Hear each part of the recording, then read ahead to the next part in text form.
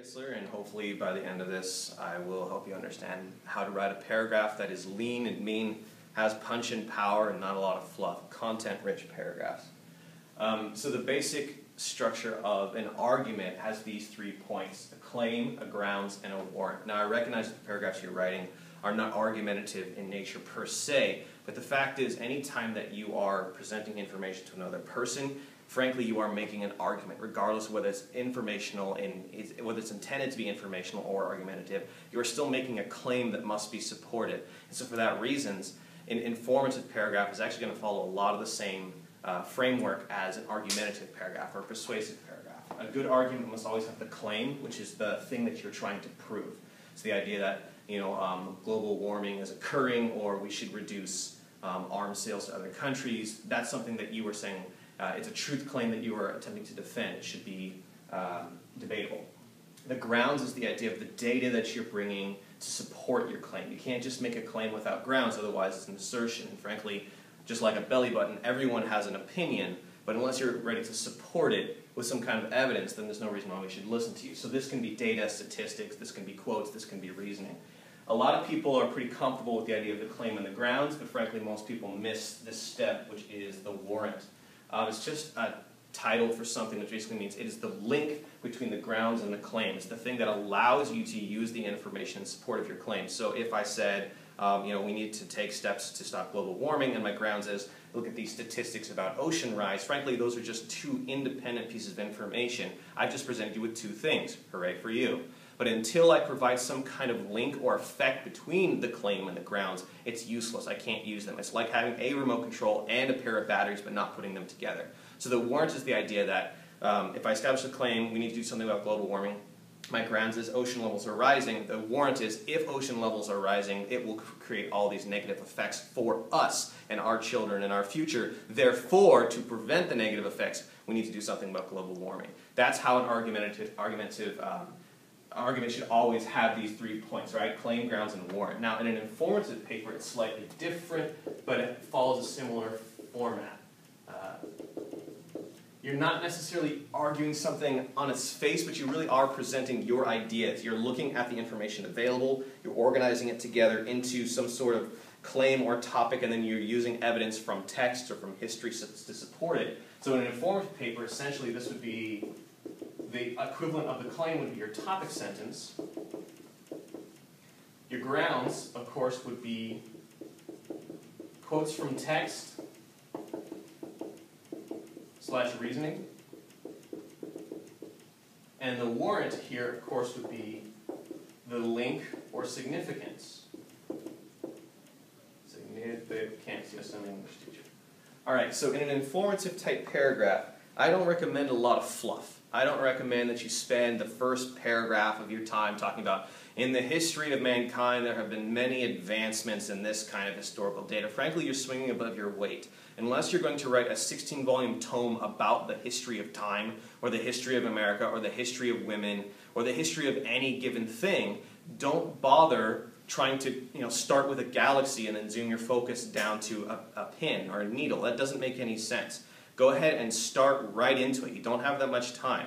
What I recommend in your sort of paragraph structure, imagine this is your page. Maybe the first 2 sentences are intro. Immediately then jump into your first body paragraph.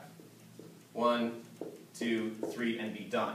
Alright, don't try to spend a lot of time talking about the history of mankind. Instead, maybe your first introduction should be very specific to your topic. So if you're talking about the history of women, say, women's history in America has evolved a lot since its early beginnings in the 1600s. Start with the actual specific topic. You don't need to get more general. The fact is you can get more information if you're more specific. It's the concept of, do you want a little bit of information about a lot of stuff, or do you want a lot of information about a very specific topic? Do you want to be wide with your information, or do you want to be deep? And of course, the answer is always to be deep, narrow and deep.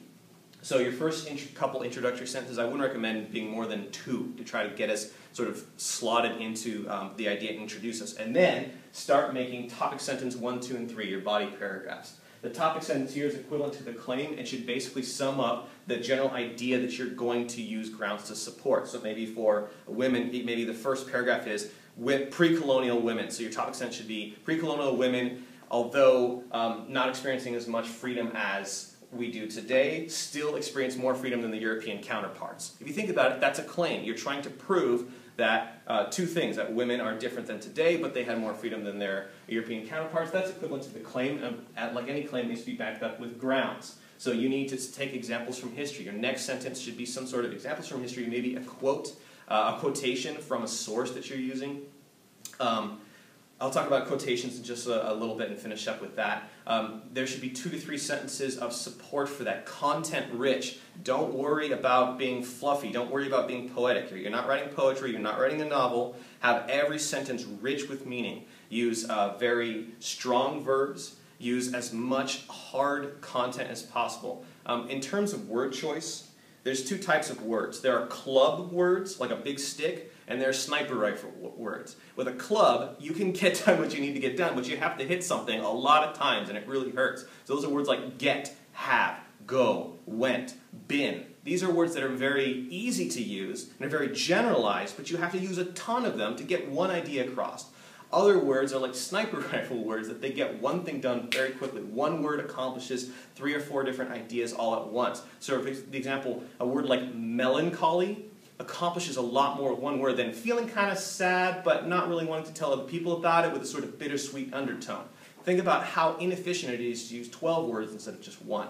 So in your content, try to use as many sniper rifle words and verbs, nouns and verbs as possible, because you'll get a lot more done with a lot less language. Finally, though, the link and the significance, I would put that near the end after the grounds. And the part, of course, this is the warrant in terms of argumentation, in terms of informative papers. The link is basically, it accomplishes 2 things. One is it links all the quotes and the reasoning back to your original topic sentence, back to your original claim. So if your claim is that pre-colonial women in America had more freedom than the European counterparts, it's not just enough to use a bunch of quotations and reasoning. You have to put in a sentence that say, not literally, don't say as you can see, that's a really awkward way of doing it, but the basic function of it is to show how all of the quotations that you use, all the evidence that you brought to bear in the previous paragraph, link and validate somehow back to your original topic sentence. The second part, so that's the significance, is why is it important, how does it link back to the topic sentence? The other part of this last sentence is to start transitioning into your next topic sentence. So if we have topic sentence 1, we have 3 to 4 sentences of quotes, we have 1 sentence of link, it shows how this links to that, and it also links it to the next topic sentence, which is topic sentence number 2. So some kind of word which says, pre-colonial women, however, were destined to see even more freedom as the years went on. And then your next sentence would be about post-colonial women, or something like that. So the end sentence should always have something to do with, link the quotes or the evidence back to your topic sentence, and also link this idea to the next idea. A good sequence of paragraphs should always flow from one idea to the other idea. Frankly, if someone is reading your paragraphs and they don't realize that you have taken a paragraph break, you know you've done a good job, because their mind jumped from lily pad to lily pad so smoothly they didn't even realize that they're being transitioned. Right? It's like a good tour guide that ushers you from room to room, and it doesn't feel choppy, doesn't feel disconnected.